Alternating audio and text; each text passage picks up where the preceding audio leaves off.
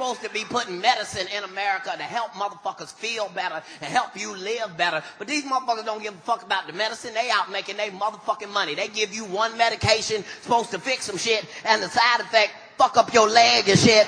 Then they give you another one to fix that, and it fuck up your arm, and now you on 2 medications looking like a flamingo in front of your motherfucking children and shit. These motherfuckers don't give a fuck. Just 1 month, they say this is the best medicine ever. It'll cure everything. And then 3 months later, you hear this quiet-ass commercial. Have you or one of your loved ones been killed from using our medicine? Dial 1-800-RBAD. That's 1-800-RBAD. These motherfuckers don't give a fuck. Weed is still illegal, and all of their shit is still fucked up. Their medication either don't work, or it worked too fucking good. And I wasn't familiar with working too good, and I had to find out the hard way. I got a son that's 7, his name Malik. This nigga run every goddamn day. That's what the fuck he do. You ain't gotta chase him, you ain't gotta train him, you ain't gotta put shorts on him. This nigga is ready every morning. Soon as his foot touched the goddamn ground, out the bed, shoo, that nigga's gone for the rest of the goddamn day. Shoo, shoo, shoo, shoo, shoo, shoo, shoo. You either see him like this or like that. That's your only 2 options. Shoo, shoo, shoo, shoo, shoo, shoo, shoo. And he be happy as shit. Now, the nurse at the school say, she say it's not healthy.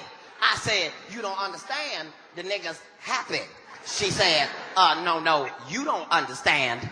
Whether he's happy or not, it's not healthy. I said, now I don't know what the fuck you want me to do. I can't put the nigga in trouble for being happy. That's kind of, nigga, stop being happy and get in there and be miserable.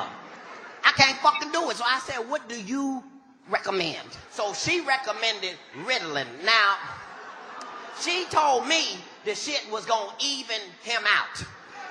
Now, either I don't know what the fuck even means, or Ritalin got crack cocaine in it. One of the two is a goddamn fact, because this shit is no bullshit. I wasn't ready, he wasn't ready. This shit caught both of us off guard. I gave the nigga the shit in the kitchen. He was on the way to his room. That nigga never even made it out the hallway. That shit caught that nigga in mid-stride. He was just...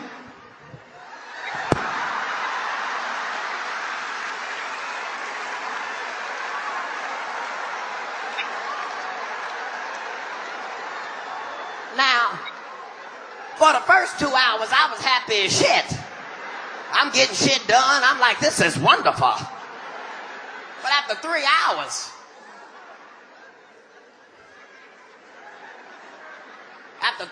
you got to come check on the nigga now. After 3 hours,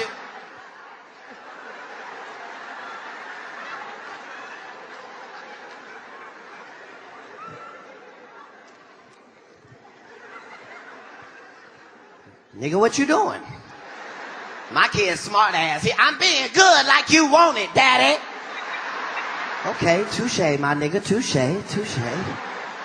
This what fucked me up. I was like, you've been sitting there for 3 hours. What are you thinking about? That nigga said, running?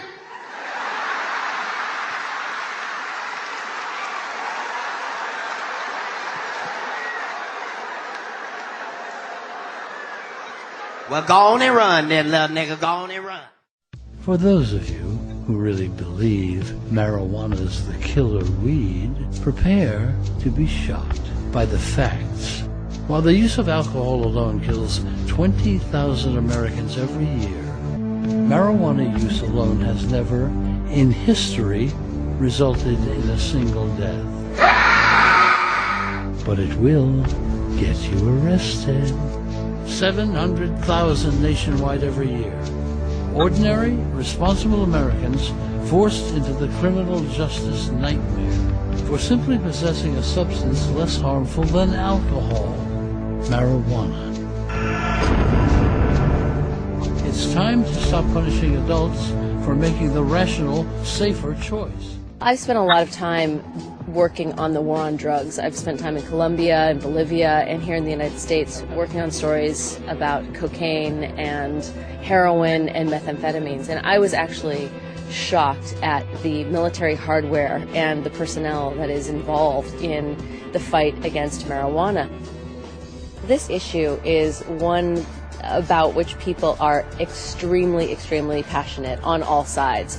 So those who are huge proponents of legalization are vehemently so. Well, because I think it's absurd that, that a plant that grows naturally should be vilified, and, like, people should be sent to prison for something that is just, helps thousands of people and really harms nobody. And those who are trying to enforce the law and trying to combat the international trafficking and the growing of illegal marijuana are also extremely passionate. I like the activist end of it. I really feel like this is something I can get my teeth around. Both sides are on opposite ends of the spectrum, but equally as passionate in their fight for and against marijuana. Now, I will give you permission to come in, okay, because I have to by order of Health Canada. I will give you permission to enter. I've experienced few issues as contradictory and confusing as this marijuana issue. This is quite a hot jungle.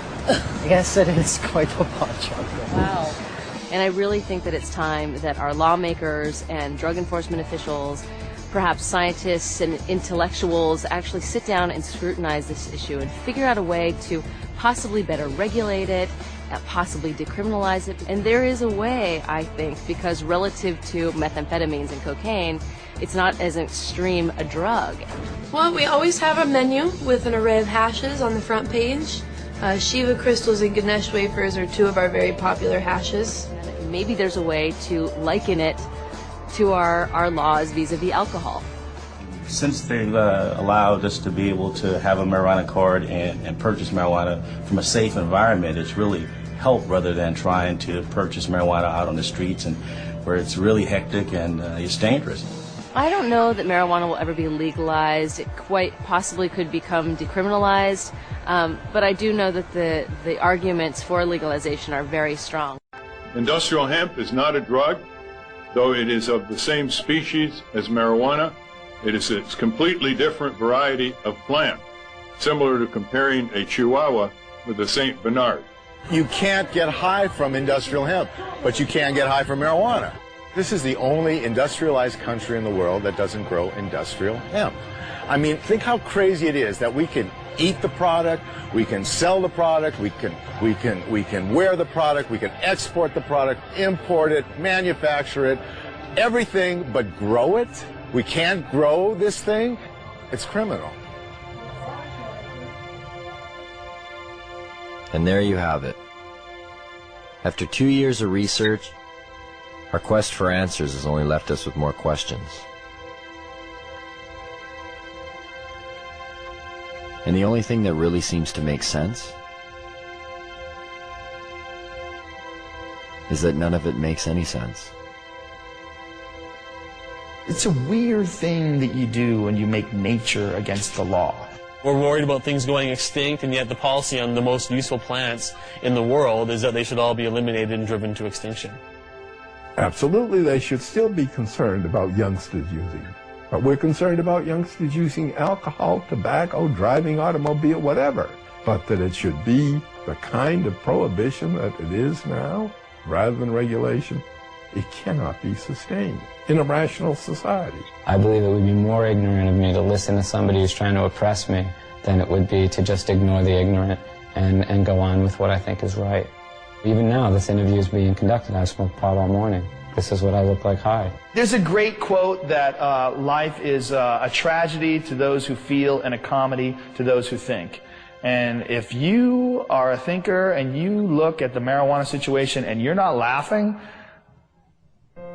you're fucking dumb. Do you think marijuana will ever be legalized in Canada or the United States? Yes. I don't know about the United States, but it will be legalized in Canada. I won't be alive to see it. I used to believe it was right around the corner back in the 1970s. Check out the gray hair. I confess to being 61. I believe it will happen. I didn't used to. As recently as 2 or 3 years ago, I was convinced it was not going to happen in my lifetime. I wish you didn't ask me that question, but I would say I think it will be. It's always a possibility. There can be breakthroughs to reason. All we have to do to end it is get 50% of Congress plus one human being to say it's over, and it's over. There's a movement in this country, and some people have more faith in it than I do. Maybe from hosting Fear Factor all those years, I've lost my faith in human beings and their intelligence. I think it's inevitable. I believe that the truth will set us free, and I think the truth is infectious, and I think that while cannabis per se is not addictive, learning about it quickly becomes. When I published Marijuana Reconsidered, I, in the last chapter, predicted that once people understood these things about marijuana, the prohibition would be gone. It would be gone in 10 years. Carl Sagan, who was a very good friend of mine, read the manuscript and he said, "Lester, you're so pessimistic. 10 years?" You know, well, here we are, 45 years later, and nothing has happened. Nonetheless, it can't help but happen. I mean, you can't sustain a lie like that forever.